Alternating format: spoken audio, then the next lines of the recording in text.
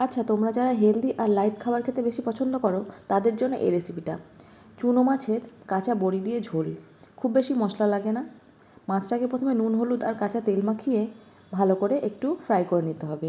যদি বাড়িতে ছোট বাচ্চা বা বয়স্ক কেউ থাকে এই খাবারটা তাদের জন্য একদম পারফেক্ট। দেখো, মাছগুলো ফ্রাই করা হয়ে গেলে ওই তেলে দিয়ে দেবো রাঁধুনি আর কাঁচা লঙ্কা, আর দিয়ে দেবো অল্প একটু নুন যাতে লঙ্কাগুলো ফুটে না আসে। এরপরে দিয়ে দেবো হলুদ আর জিরের গুঁড়ো, তারপর দিয়ে দেবো পরিমাণ মতো জল। এবার জলের ওপরে অল্প একটু হলুদ দিয়ে বেশ জলটাকে ফুটতে দেবো। আর এদিকে একটা সর্ষে পোস্তর গুঁড়ো আমি বেশ ছেঁকে নিয়েছি, ওটা বেটে ছেঁকে নিলেও চলবে। এবার জলটা ফুটে এলে মাছটা দিয়ে দেবো। মাছটা দেওয়ার পরে বেশ কিছুক্ষণ ফুটিয়ে নিয়ে ওই সর্ষে পোস্তর জলটা দিয়ে দেবো। আর নামিয়ে নেওয়ার আগে কাঁচা বড়িগুলো দিয়ে দেবো। এই চুনো মাছে কিন্তু প্রচণ্ড ক্যালসিয়াম আর আয়রন থাকে, যা খেলে খুব তাড়াতাড়ি ডাইজেস্টও হয়।